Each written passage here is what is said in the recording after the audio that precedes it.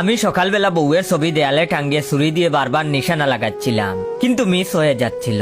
বউ বাপের বাড়ি গেলে ঘরে বসে এটাই করি আমি, সামনাসামনি তো কিছু বলতে পারি না, তাই তার ছবি টাঙ্গিয়ে ছুরি দিয়ে নাক সেদা করার চেষ্টা করি। আফসোসের বিষয় একদিনও ঠিক মতো নিশানা লাগেনি। আজকেও তাই করছিলাম, তখনই বউয়ের ফোন এলো।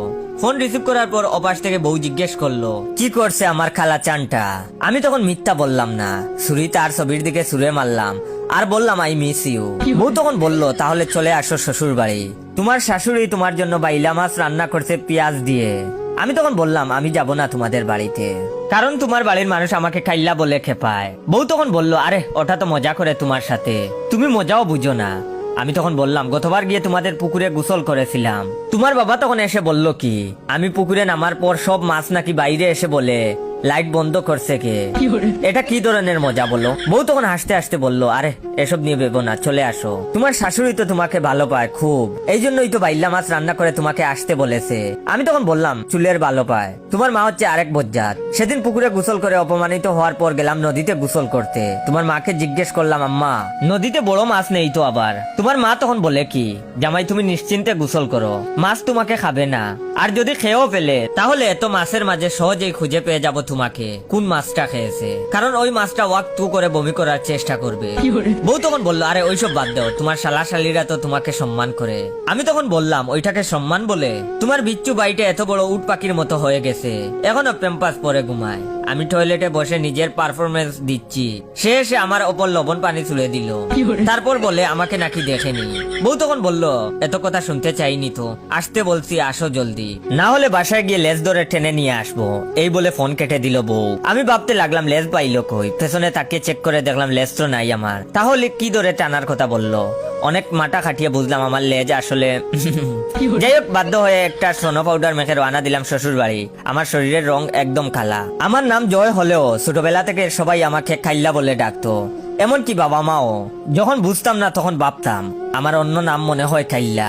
মানুষের তো দুইটা নাম থাকতেই পারে, কিন্তু যখন বুঝ হলো তখন দেখলাম ওটা আমার নাম না, আমার গায়ের রং কালো, এই দেখে ওই নামেই ডাকে। এক সময় অনেক কষ্ট হতো, বিশেষ করে যখন মা বাবা খাইল্লা বলে ডাকতো। স্কুলের শিক্ষকরাও ওই নামে ডাকতো।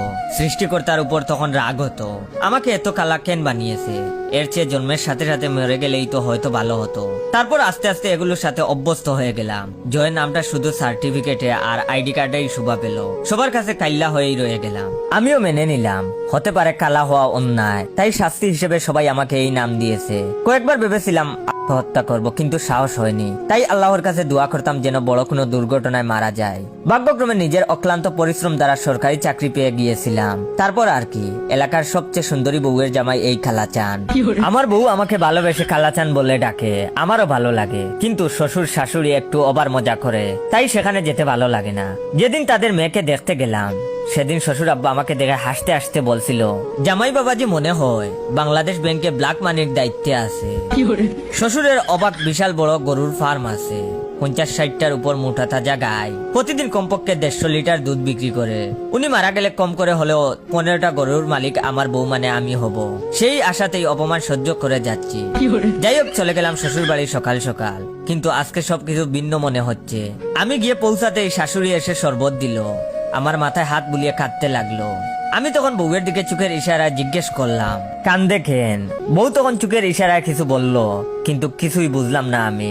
একটু পর শ্বশুর এলো, শ্বশুরও দেখি আমাকে দেখে চোখে টলমল করছে পানিতে। আমাকে আজ খাইল্লা না বলে জয় বলে জড়িয়ে ধরলো। আমি তখন জিজ্ঞেস করলাম কি হয়েছে, কিন্তু কিছুই তিনি বললেন না। এরপর শ্বশুর আমাকে নিয়ে গেল গরুর ফার্মে, একটা কালা গাইয়ের সামনে বসিয়ে বলল এখানে একটু বসো বাবা, কিভাবে দুধ দুইতে হয় আমাকে দেখে শেখো, আমার মৃত্যুর পর তো কয়েকটা গাই তোমারও হবে। আমি তো তখন মনে মনে বেশ খুশি হলাম এটা শুনে, তবে মুখে বললাম না না না আব্বাজান, আপনাকে আল্লাহ দীর্ঘায়ু দান করুক। শ্বশুর তখন কিছু না বলে কালা গাইয়ের দুধ দুইতে লাগলো। গাইটা আমার দিকে অপলক দৃষ্টিতে তাকিয়ে আছে, দেখলাম তার চোখ থেকেও পানি পড়ছে। এর মাঝে শাশুড়ি এসে আবার আমাকে পিঠা দিয়ে গেল। আজ খুব আদর যত্ন দেখে মনটা খুশিতে ভরে গেল। দুপুর বেলা খাবার টেবিলে বসে আছি, শ্বশুর গিয়েছে গোসল করতে, বউ আর শাশুড়ি রান্না করে। তখন দামড়ার শালা এসে বলল, দুলাভাই কি করো? আমি তখন বললাম, ঘাস খাই দেখিস না। আর বললাম, আচ্ছা শালা একটা কথা বলতো, তোদের বাড়ির সবার আজকে কি হয়েছে?